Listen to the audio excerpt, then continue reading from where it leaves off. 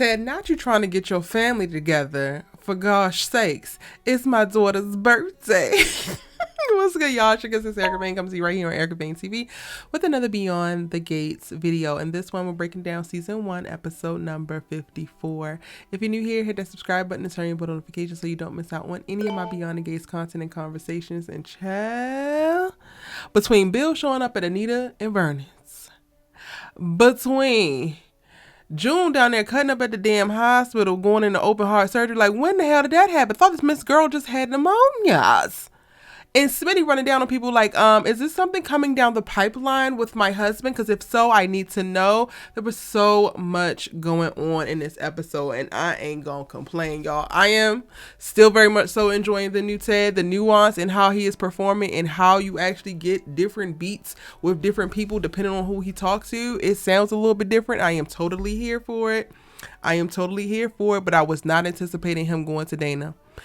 Yes, Andre told him last episode that it was Eva's birthday and he's trying to put together something to surprise her, which is noble, I guess. But going to Dana to invite her, Ted, relax. You need to calm it down and relax, because you have yet to even make it back into your house yet for you to be going to go get your murderous mistress, that wild ass woman, that loony bin ass lunatic, to come and play co-parent with you for your daughter's birthday, all the while you know that she threw her out and has ostracized her and quite literally threw her away when she was finished with her. Like, Ted, I'm gonna need you to be for real at some point. This is the Ted from before that was like, I guess, hoping and dreaming that, yes, I'm gonna give her $50,000 and she gonna go away. The same way that was never gonna work. You trying to get her to come and celebrate Eva and you're not trying to jump in her bed when that's the whole point. This was never gonna work. And it's interesting because Bill is like, you need to be trying to neutralize her. Do you think that neutralizing her is going to be trying to figure out what y'all co-parent the situation is like? Like, sir. And then you have the nerve to try to shame her, the same woman who came and blew up your entire anniversary party, planned it for weeks, hid a child for 20 some odd years. Ted, I'm going to need you to wake up. You playing with fire and your ass is finna get burned again. Now, what was confusing to me, y'all can let me know in the comment section, but what the hell is Dani and old girl Pamela doing down at the casino? The casino with one table, because child, I'm gonna need y'all to flesh this casino out. Joey, I know you're supposed to be big and bad, criminal underboss or whoever the hell, but I only see one table. Everybody only plays at this one table.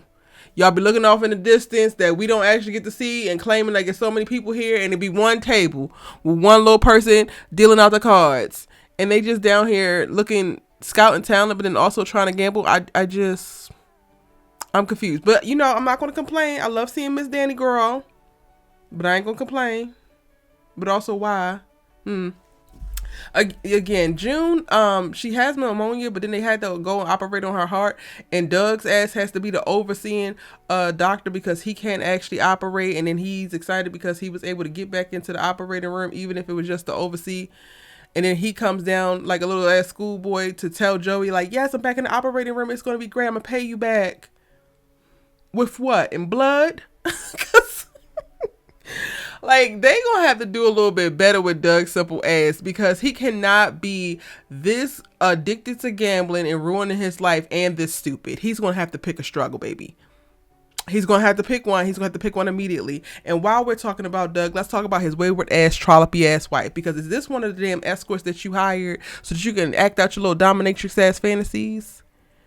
Next week, y'all, because I did do my next week on Beyond the Gates, something's coming down the pipeline where Doug is starting to put 2 and 2 together about her little wayward ass, trollopy ways. So it's about to come out that you're out here being an adulteress as well, while you're also trying to run over and support Nicole, quote unquote. Just leave him if you don't want to be with him. If you just need this itch scratch so bad, girl, just leave him. Because I was just really kind of appalled. Like, who is this random ass white man that you sleeping with now? And then he loves it and he's about to start stalking your ass. So now you're going to go pick up a stalker. First you're sleeping with a trainer. Then you want to sleep with a crime boss. Then you calling the escort. So God knows how many of these men that you already slept with. And now you done called the escort so much that one of them that's job is to sleep with you, get paid to sleep with you, is now stalking you. Again, the Dougs, Mr. and Mrs. Doug, Mr. and Mrs. Dumb ass Doug need to pick a struggle. There's way too many struggles going on. Anita actually makes contact with Tracy, who agrees to meet with her later on tonight. This is the other member of the Articulate, so she gonna work on Tracy first, and then she gonna have to circle back to Sharon later, because Sharon hanging up the phone on people. Now, Bill comes over talking about he's dropping off this document about the house that he's selling, the last little piece of property that Dani and him own together, and Vernon and Anita clock it immediately. Sir, this is not what you came here for. You came here for something else. And he's like, well, I just want us to find a way back to where we were. And while I'm not with your wife, with your daughter no more, we still had business and blah, blah, blah. Bill, shut the hell up and take your ass back down to Bill and Associates. Where the hell is Haley know having a job ass at? Don't she have something for you to do or her to do? Because you over here trying to make sure that you're still in good while also trying to wrangle in Dana. I'm like, what the hell else is coming out? And you are seeing that a lot of these Dupree secrets are coming out, and now it feels like you're getting back close to them to either one, keep whatever y'all have still under wraps, but then two, to try to slide your ass in there and be like, you know what, I can go ahead and handle this for you. No, you can't. You broke Dani's heart and ran off with a child which a lot of y'all think is actually June's daughter. At first, I was thinking the whole June might be the twins' parent, but now I see it. June and Haley do look alike, y'all. So I'm going to create a video to talk about that. I don't know what it's going to come, but I'm going to create a video to talk about that because I want to take a little bit of time. We don't have a ton of information on June. Like my last breakdown, somebody posted in a comment like, oh, everybody skips over June. But I'm like, they are giving us really, really small bits and pieces about her. Even with the photo, you can't even make out something. And I rewatched a few times, went and froze it, tried to blow it up, and you can't really make out much of nothing. So it's only when they give us additional information that I can really expound upon her as a character. But I do like the theory or the idea that she could be potentially Haley's mom, because that would be expanding the things for Haley, and I think that enters in to the conversation a bunch of other stuff. So I'm going to save my thoughts around that for that video. Hit the subscribe button if you haven't already, so you don't miss out the moment that I post that. But we do, you know, like I said, you get June's surgery. The most of this episode was like set up for like what's going down next week, and by the end of the episode we're getting Jacob actually rolling up on Dana at her house, and he's getting her to come down. I think he's going to bring her down to the station for questioning. This is all behind Kat. Kat does get to Jacob at the hospital, and she plays him the recording of the pseudo confession. And I was first annoyed at Jacob because he was like circumstantial. I'm like, are you a police officer or a lawyer?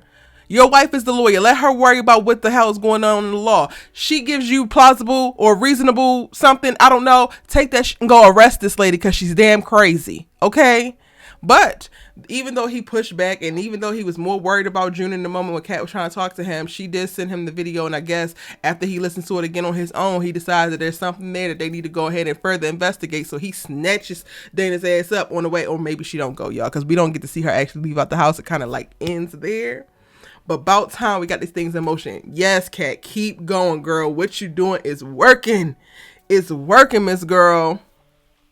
Now, like I said, Smitty not only talked to Bill in this episode, and he's like, well, what's the information that you need me to know, or that I need to know about my husband? Since you wanted to pull up on me and summons me, now I wanted to go ahead and return the favor, and clearly you have some information, and it's the pre-secrets falling out the closet left and right, and I don't want to have nothing fall out and catch my ass off guard. So it's something I need to know. Of course, Bill don't tell him.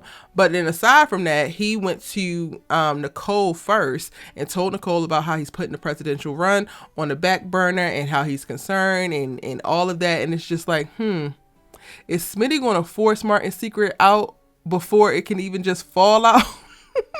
And we still have yet to see anything else with that like private investigator person. I'm calling him a private investigator until I know that it might be a criminal person or whatever that was following either Martin or Vernon 2 episodes ago. We have yet to see them again. But that's pretty much it. Everything that went down in the episode.